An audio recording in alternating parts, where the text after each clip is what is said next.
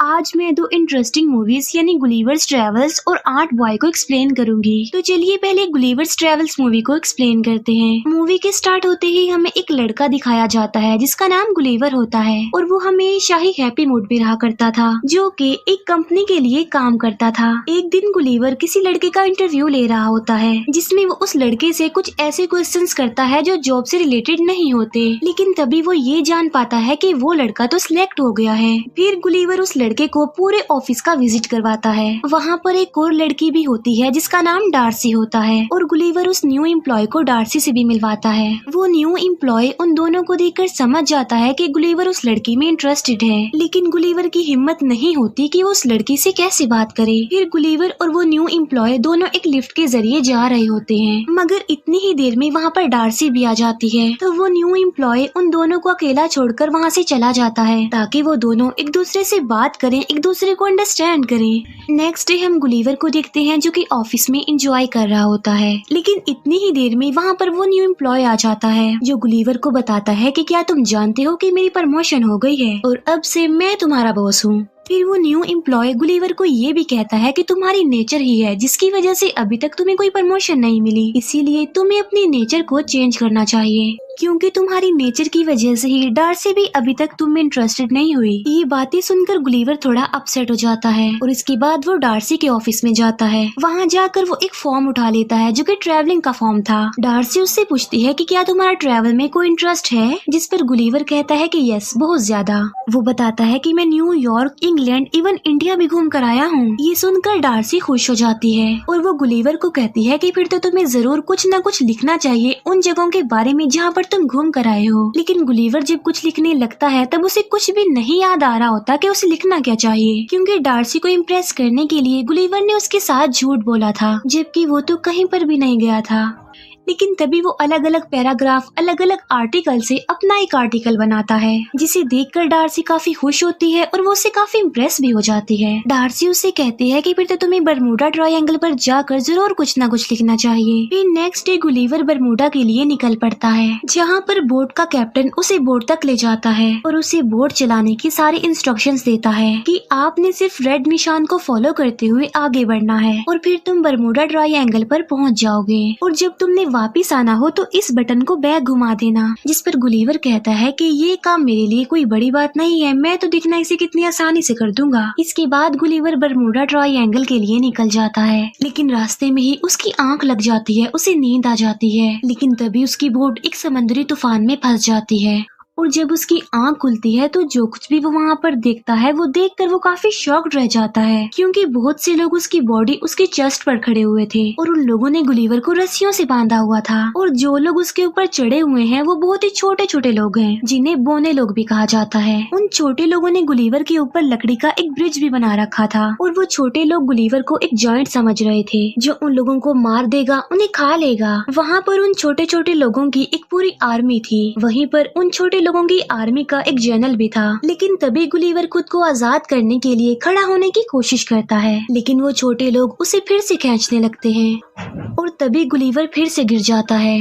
और एक छोटा सोल्जर गुलिवर के नीचे आकर दब जाता है। फिर वो छोटे सोल्जर्स गुलिवर को खींचकर अपने किंग के पास ले जा रहे होते हैं। गुलिवर उनके किंग को कहता है कि ना तो मैं कोई जायंट हूँ और ना मैं कोई डीमन हूँ, बल्कि मैं एक नॉर्मल इंसान हूँ और मुझे बताओ कि ये जगह कौन सी है, क्योंकि गुलिवर को अभी तक ऐसा लग रहा था कि जैसे उसके साथ कोई प्रैंक कर रहा हो। फिर वो छोटे सोल्जर्स गुलिवर को एक जगह पर कैद कर देते हैं। वहीं पर गुलिवर को एक और प्रिजनर भी मिलता है और इस प्रिजनर का नाम होरेशियो होता है, लेकिन होरेशियो गुलिवर जैसा नहीं था, बल्कि वो इन लोगों जैसा छोटा ही था। गुलिवर होरेशियो से पूछता है कि तुम यहाँ पर क्यों हो, जिस पर होरेशियो कहता है कि मैं प्रिंसेस से बहुत प्यार करता हूँ, इसीलिए प्रिंसेस के फियांसे यानी जनरल ने मुझे यहाँ पर लाकर प्रिजनर बना दिया है। और इतनी ही देर में वहाँ पर जनरल आ जाता है। गुलिवर उस जनरल को देखकर कहता है कि तुम एक बेवकूफ इंसान हो, जिस पर वो जनरल उससे पूछता है कि बेवकूफ का मतलब क्या होता है, जिस पर गुलिवर कहता है कि बेवकूफ का मतलब होता है सबसे बहादुर आदमी। इसके बाद वो जनरल खुद को बेवकूफ कहकर बुलाने लगता है। फिर एक दिन वो जनरल बैल की जगह गुलिवर को लगाता है और खुद उसकी सवारी करता है, लेकिन लेकिन तभी उनकी किंगडम पर दुश्मन की किंगडम अटैक कर देती है और पूरे पैलेस में आग लगा दी जाती है। और तो और प्रिंसेस को भी किडनैप करने की कोशिश की जाती है, लेकिन तभी वहाँ पर गुलिवर आकर प्रिंसेस को बचा लेता है। लेकिन पूरे पैलेस में अब आग लग चुकी थी और डर की वजह से लोग पैनिक कर जाते हैं, इधर उधर भागने लगते हैं और वहाँ पर लोगों की हलचल मच जाती है। तब गुलिवर उनसे कहता है कि सुनो, इसमें कोई टेंशन वाली बात नहीं है, आग मैं बुझा दूंगा। और फिर गुलिवर वहाँ पर लगी सारी आग बुझा देता है।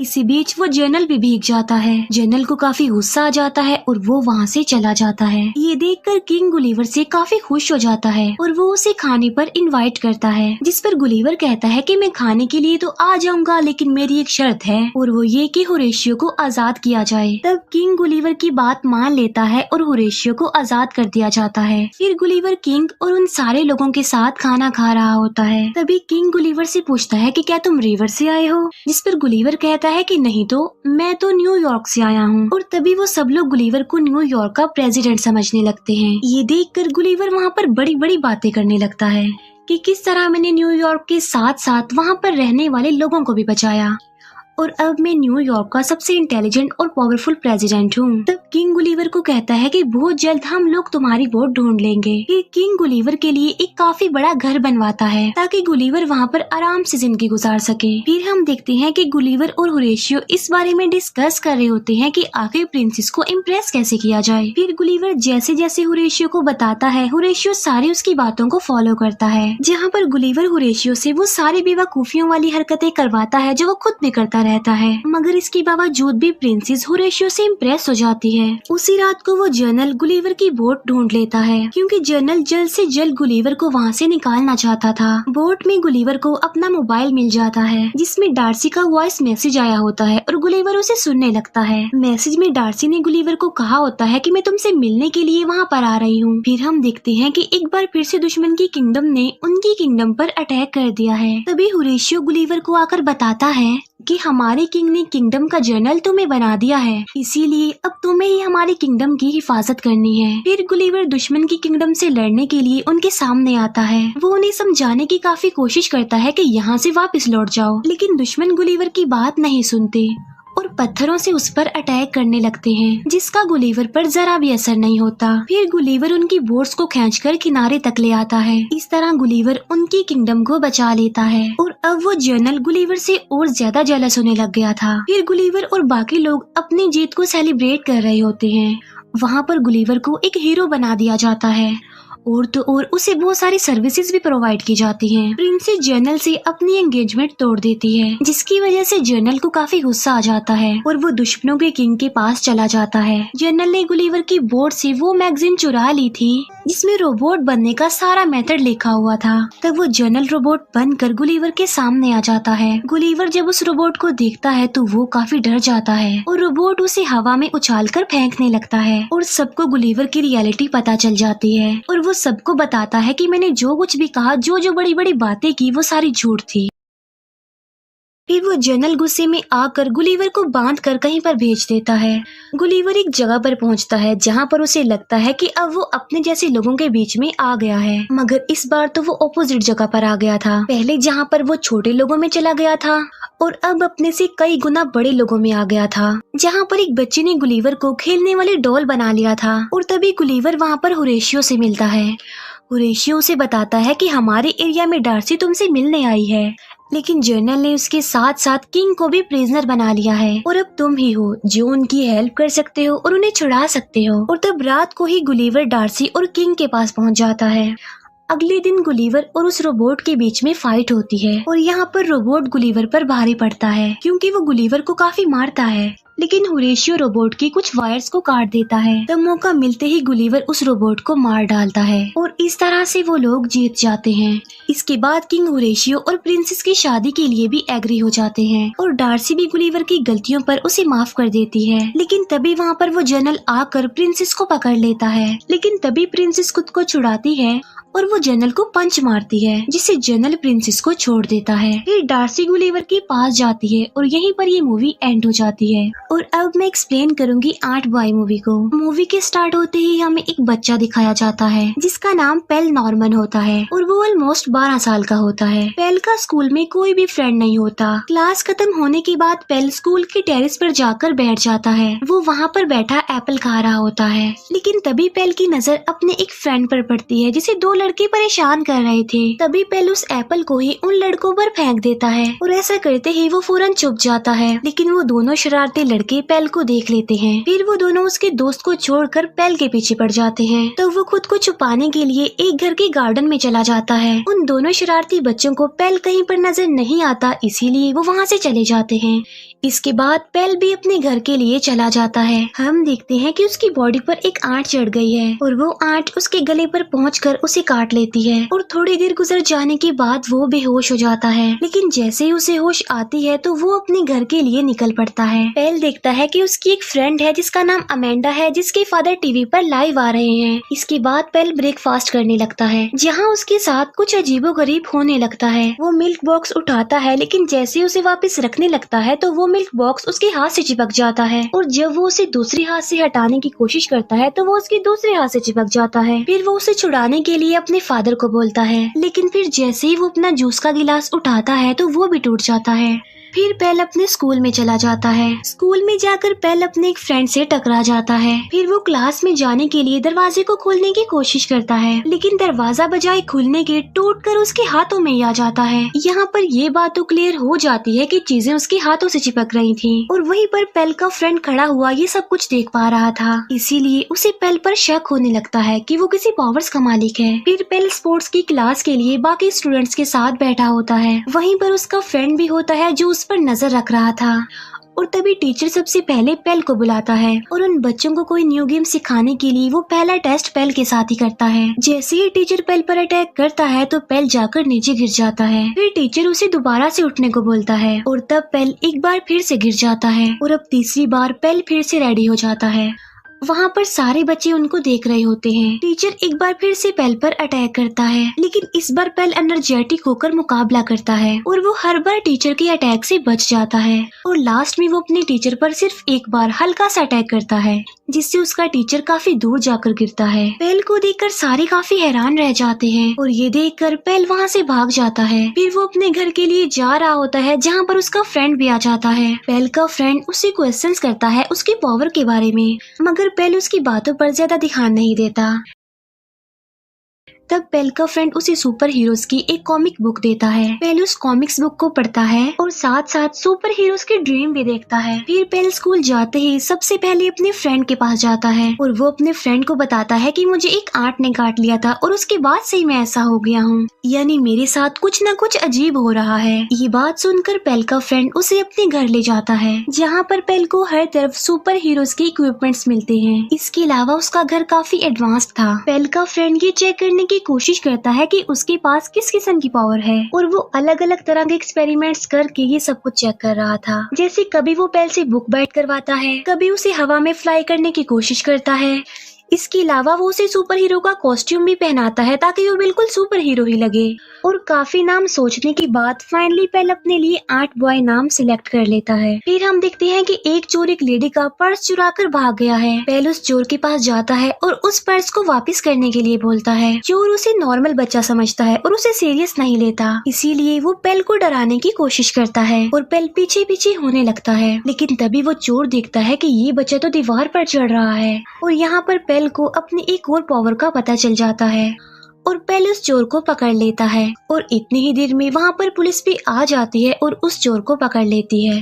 तब ये सारी बात पेल अपने फ्रेंड को भी बताता है और साथ साथ वो उसे ये भी बताता है कि मैं दीवार पर भी चढ़ पाया। लेकिन जब वो अपने फ्रेंड को प्रैक्टिकल करके दिखाता है तब उसे नहीं हो पाता। पेल को अपनी पावर्स के साथ साथ अपने वीक पॉइंट का भी पता चल गया था और वो ये कि अगर वो ज्यादा देर तक मीठा नहीं खाएगा तो उसकी पावर्स कमजोर हो जाएगी। फिर पेल अपनी पावर्स का इस्तेमाल करते हुए लोगों की हेल्प करने लग गया और देखते ही देखते वो आर्ट बॉय के नाम से फेमस हो गया और बच्चे भी आर्ट बॉय को फॉलो करने लगे। बच्चे आर्ट बॉय के फैन हो गए और उस जैसा दिखने के लिए सेम उसके जैसा ही कॉस्ट्यूम पहनने लगे।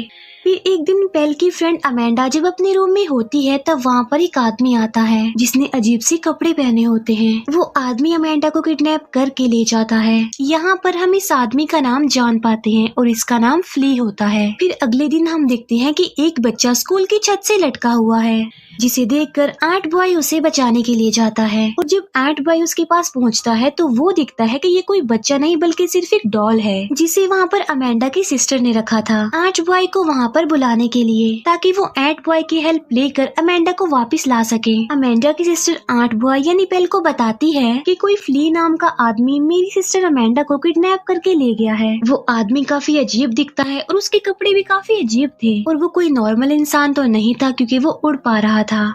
वो बताती है कि मेरे फादर एक वैक्सीन रिसर्च कंपनी में काम करते हैं। उस आदमी ने हमसे $20 मिलियन की डिमांड की है और साथ में ये भी कहा है कि मेरे फादर वहाँ से जॉब भी छोड़ दें। तब एंट बॉय अमेंडा को छुड़वाने के लिए रेडी हो जाता है, लेकिन जाने से पहले वो लोग पेल के फ्रेंड के घर पर आते हैं। अमेंडा की सिस्टर को वहाँ पर देखकर पेल का फ्रेंड उस पर गुस्सा करता है और उससे कहता है कि तुम्हें क्या जरूरत थी उसे यहाँ पर लाने की। फिर एंट बॉय अमेंडा को स्मेल करते हुए एक घर के पास पहुँच जाता है। उस जगह को देखकर पेल काफी हैरान रह जाता है क्योंकि ये वही जगह थी जहाँ पर उस एंट ने पेल को काट लिया था। इसके बाद एंट बॉय घर के अंदर चला जाता है। अंदर जाकर वो देखता है कि वहाँ पर बहुत सारे ग्लास बॉक्स पड़े हुए हैं जिनके अंदर बहुत सारे इंसेक्ट्स को कैद किया गया है। वहीं पर अमेंडा को भी एक ग्लास बॉक्स में कैद करके रखा गया था। एंट बॉय अमेंडा को वहाँ से निकालने का सोच ही रहा होता है कि तभी वहाँ पर फ्ली आ जाता है और फ्ली एंट बॉय को भी एक ग्लास बॉक्स में कैद कर देता है। और यहाँ पर फ्ली एंट बॉय को एक बात बताता है। वो बताता है कि अमेंडा के फादर की कंपनी में मैं एक एम्प्लॉय था जहाँ पर मैं एड्स पर रिसर्च करता था, लेकिन एक दिन फिर कंपनी ने मुझे बगैर कोई बात किए ही निकाल दिया और उसे इन्फॉर्म भी नहीं किया कि उसे क्यों निकाला जा रहा है। और इसी दौरान टेंशन लेने की वजह से मेरी मदर की भी डेथ हो गई। वो कहता है कि तभी के बाद से मैंने सोच लिया था कि मैं अमेंडा के फादर से बदला लूंगा क्योंकि अमेंडा के फादर ही उस कंपनी के ऑनर हैं। और तब से मैंने बहुत सारे इंसेक्ट्स पर भी एक्सपेरिमेंट्स करके अपनी पावर्स को बढ़ा लिया है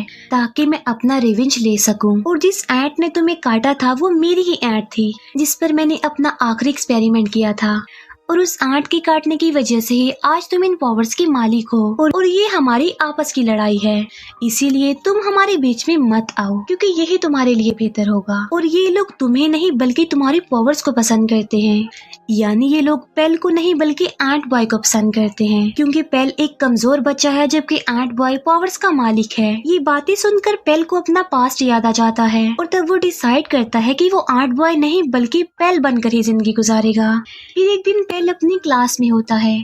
वहाँ पर फ्ली आ जाता है जो पेल के फ्रेंड को पकड़ लेता है। तब उसे बचाने के लिए पेल फिर से एंट बॉय बन जाता है। अब क्योंकि पेल ने काफी देर से मीठा नहीं खाया था तो इसीलिए वो कमजोर हो गया था, यानी उसकी पावर्स अब काम नहीं कर रही थी। फिर फ्ली पेल के फ्रेंड को लेकर उसके सामने आ जाता है, लेकिन जैसे ही पेल एक ड्रिंक पीता है तो उसकी पावर्स वापस आ जाती हैं। लेकिन तब तक फ्ली पेल के फ्रेंड को लेकर जा चुका था। तब एंट बॉय अपने फ्रेंड का मिरर इस्तेमाल करते हुए एक जंगल तक पहुंच जाता है जहां पर उसे अपना फ्रेंड एक ट्री के साथ बंधा हुआ मिलता है।